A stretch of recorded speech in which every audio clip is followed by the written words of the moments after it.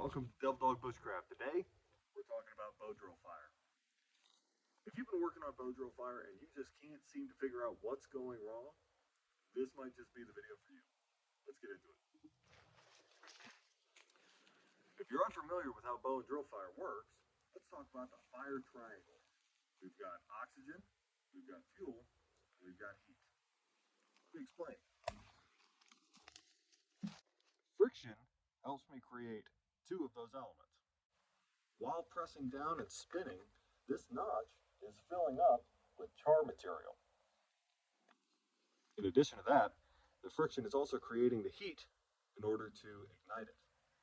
Last step we need to think about is removing that char material from the notch so that the oxygen can get to it and it doesn't suffocate.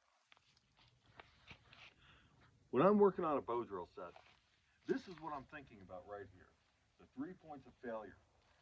I've found that this pie chart here is going to encompass every possible reason my Bowdrill set is failing and I can't get an ember. Those three things are quality of material, craftsmanship, and technique. You can also think of it as what you bring to camp, everything you do to make it usable, and how you run the set. Okay, I want to talk about quality of materials.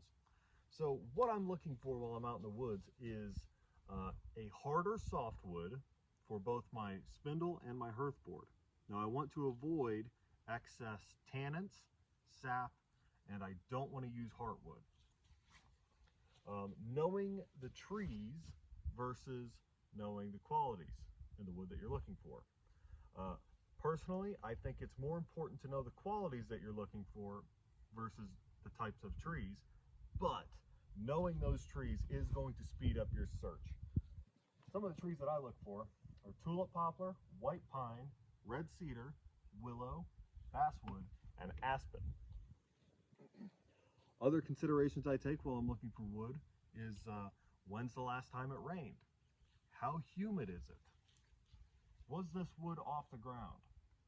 Has the sun and the wind been able to get to it? Is the bark falling off? That's a good sign of fine. Will it carve? Very important. Size. Is it big enough for me to do what I want to do? And how degraded is it? Is it falling apart? Is it punky? You don't want that. Last thing, gather more than you need. Bringing back extra wood to mess with at camp is like having extra ammunition in a gunfight. Okay, quality materials. I'm walking through the woods, I'm thinking about all those things we just talked about, and I find this.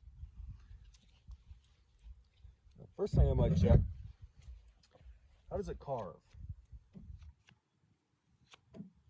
That carves pretty well. Now I'm going to try dragging my thumbnail across. Let's see if I can make an indentation. Yep, there's an indentation. That's all good. Now, I want to see if it's really dry. You might not be able to tell with your hand, so put it up against your cheek.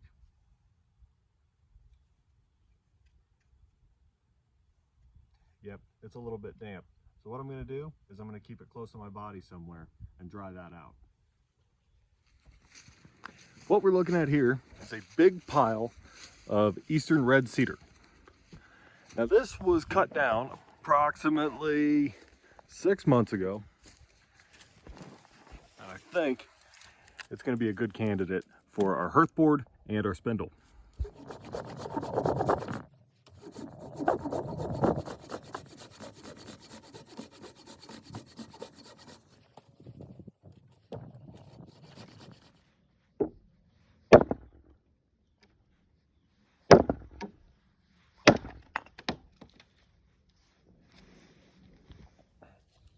A piece about this big should be plenty enough for me to get both my spindle and my hearth board. Now let's talk bearing block. This piece right here should be a good candidate. It's coming off of a live tree and it is a hardwood. With a piece only about that big, I can split it in half and there is my bearing block.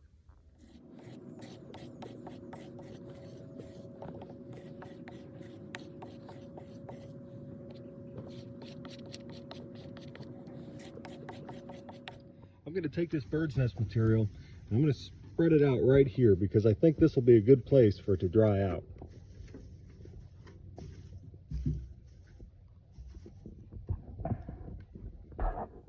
Let's go ahead and split this piece of wood up and see what we can get out of it.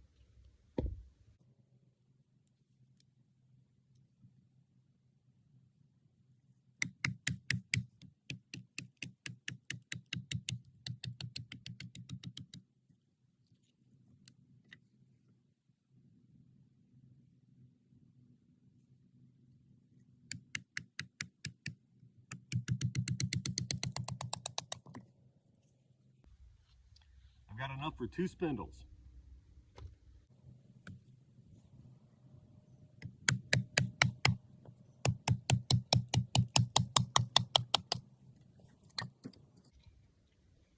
And 2 hearth boards.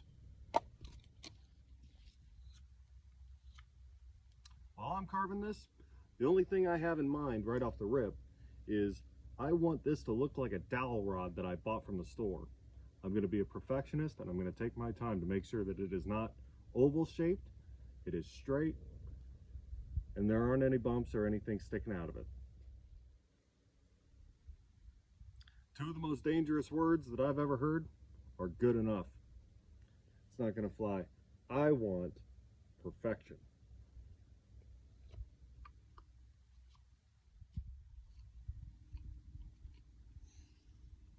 All right, that's good enough. Okay, so now I have to decide which is going to be the top and which is going to be the bottom. I'm going to do that by looking at both ends and deciding what works better. I've got 2 examples here. This end was exposed to the elements for longer, and this was closer to the center of the log before I cut it.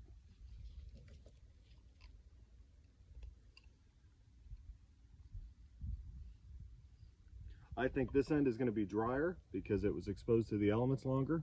It doesn't feel rotten, which is important. So this is going to be the bottom and this is going to be the top.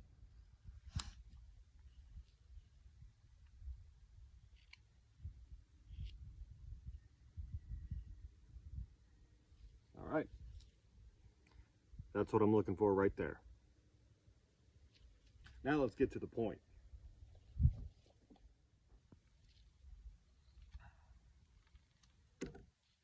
The idea behind putting a point on the top of the spindle is so that there is less friction on the top and more friction on the bottom. Now, you see that I put a point on there, but I think we can do it a little bit better.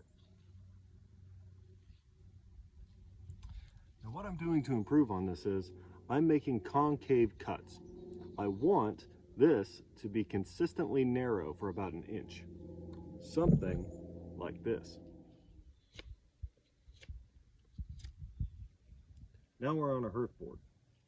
What I want is about 1 finger thickness and about 3 fingers wide.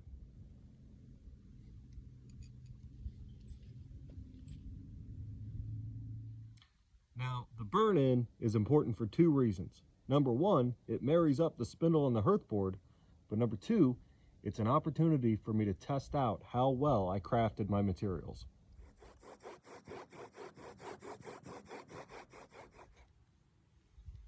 As you can see, my hearth board and my spindle married up beautifully. So the next step is making our notch. How big do we make it? Well, picture a slice of pie that's been cut into 8 pieces.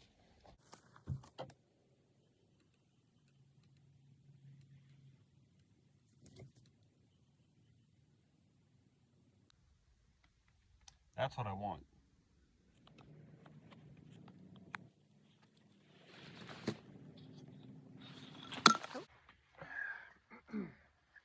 One more thing I like to do. I've seen people succeed without doing this, and I've seen people succeed while doing this. I do it, but what I do, on the bottom side, I open it up just a little bit.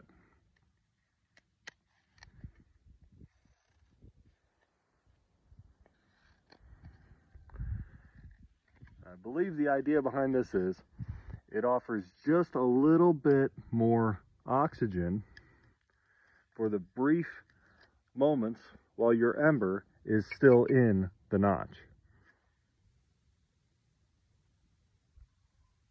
That should work very well. Let's talk about the dimensions of the spindle. I like my spindle to be just a little bit longer than that length right there. And that's because I'm a taller guy and because you can always remove more material later. I like it to be just a little bit wider than my thumb at the body. And I like to taper down to thumb size at the bottom. I like it to be wider at the body because it gives me more of a purchase on the bowstring. And I like the top to not only come to a point, but I like it to be equally narrow for about an inch. So when I'm carving it, I'm making concave cuts. Now let's talk about the dimensions of the hearth board. So typically, I'll cut my hearth board from the same piece that I get my spindle from, so they will be roughly the same length. I prefer it to be about 3 fingers wide, 1 finger tall, and when I put my dimple in to do my burn in and marry these up, I like it to be a little bit off from this end. I don't want it too close over here. And the reason for that is when I'm bearing down on it and there's a lot of pressure, this whole portion can break off. Don't want that. So keep it off of this end and make sure that you're not too close to this end. You want to be a little bit further back. So take the end of your spindle after you're done making it, and this is like when you're picking out a place for your dimple. Go here and then roll back just a little bit and then put a little mark right there so that you can carve out your dimple. As for the dimensions of the bow, I like it to be roughly arm length. I don't want to go any shorter than that because if I do, I might run the risk of short stroking.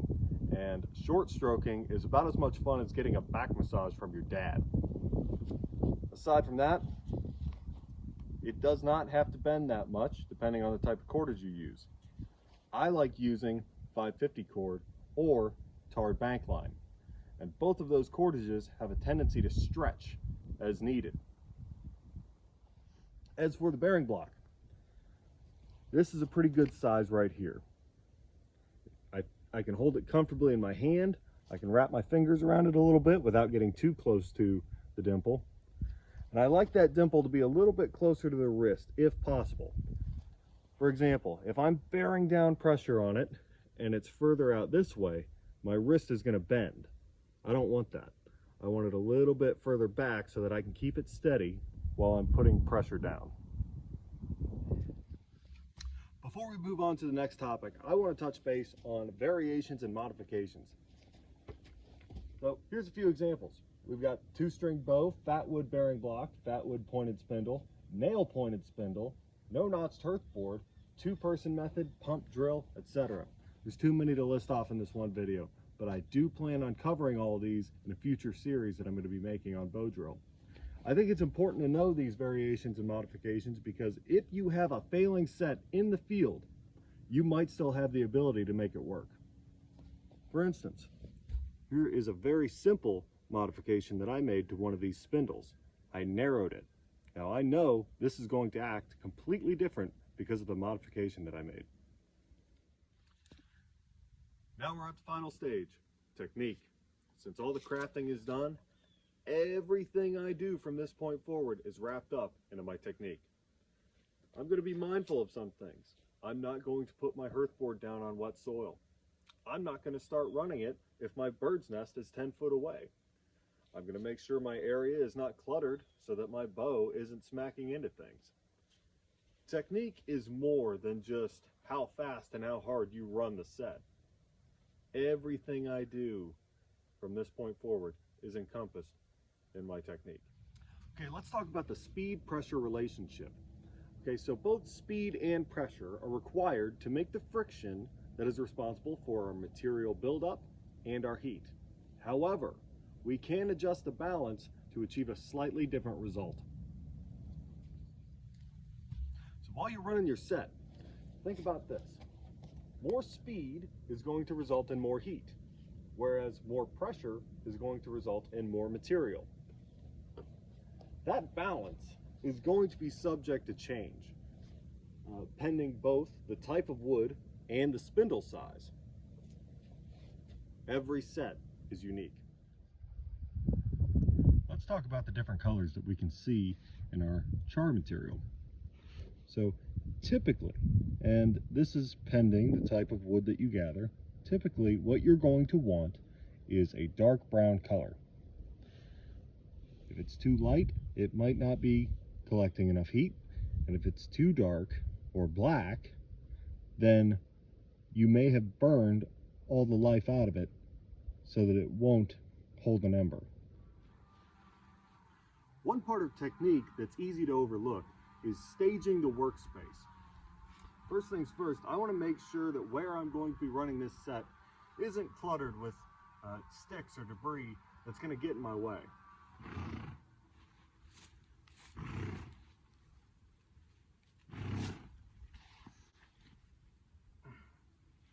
Next up, this ground is very wet, so I want something on the ground to protect my hearth board. What I'm going to do is I'm going to set down this piece of bark. That should work just fine. Then I'm going to lay down my catch and my hearth board.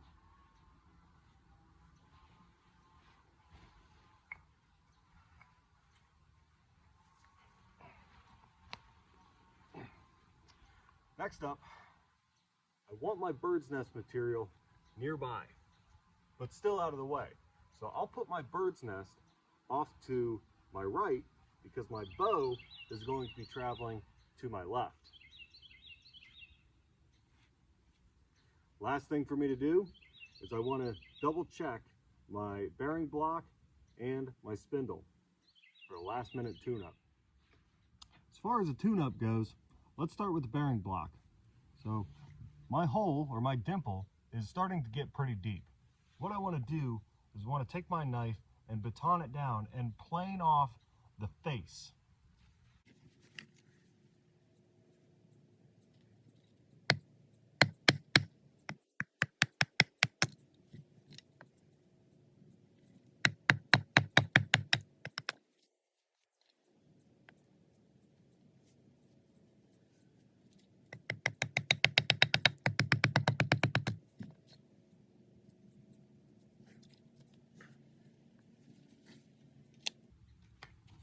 Doing that is going to extend the amount of time before I bottom out on my spindle.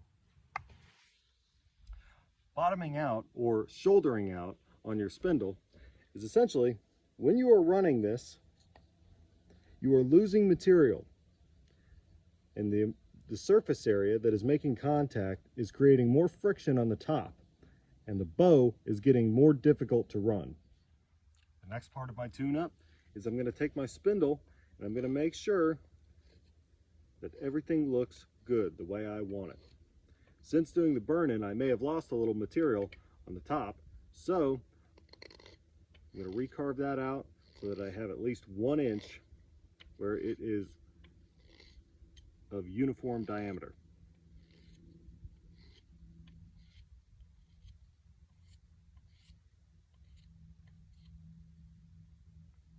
That looks pretty good to me.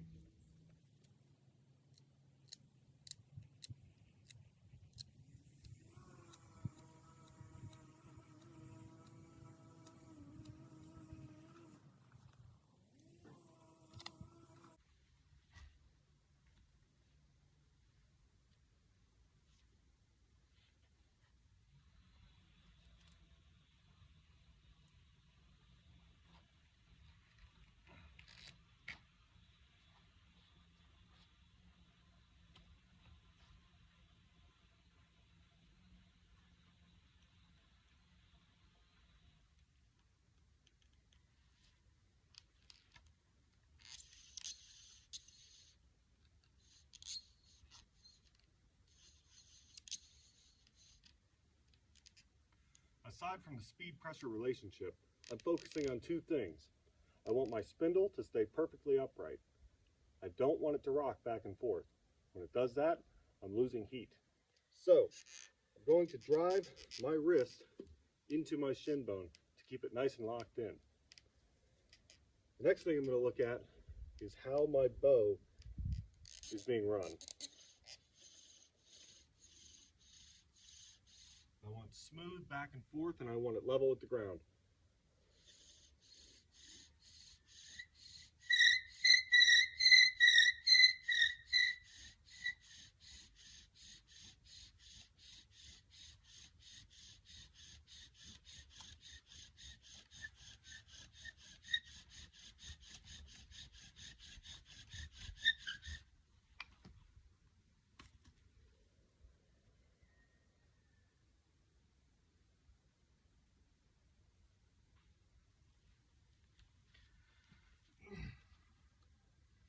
I've got smoke, but now is not the time to panic. I do have a couple of minutes. Just catch my breath. I give that a little bit of air, not too much though. I'm not going to breathe on it. I'm just going to let that ember continue to form.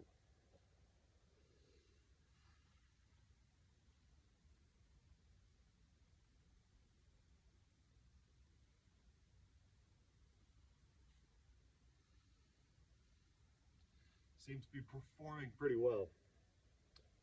It seems to be forming pretty well. What I've got here is what's called a double ribbon. And that's kind of what it looks like. Two ribbons twisting around each other. So, I'm going to bring my bird's nest to the ember, not the other way around.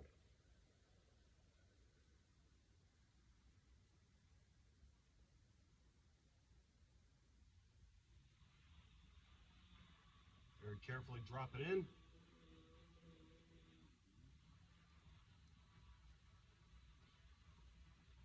Fold it up a little bit.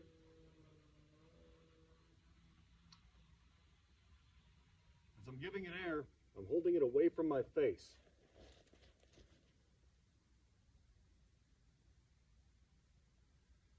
The closer it is to my face, the more moisture from my breath is getting to the ember.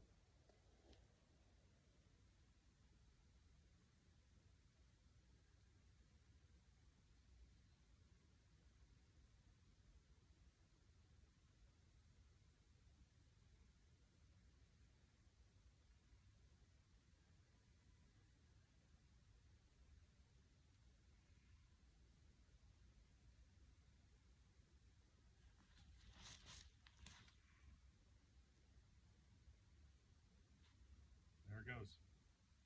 I slowly roll it over so that the fire can go through it.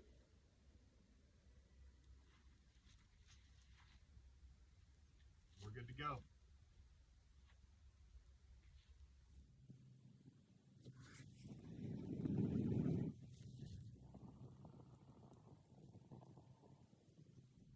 I want to thank everybody for watching.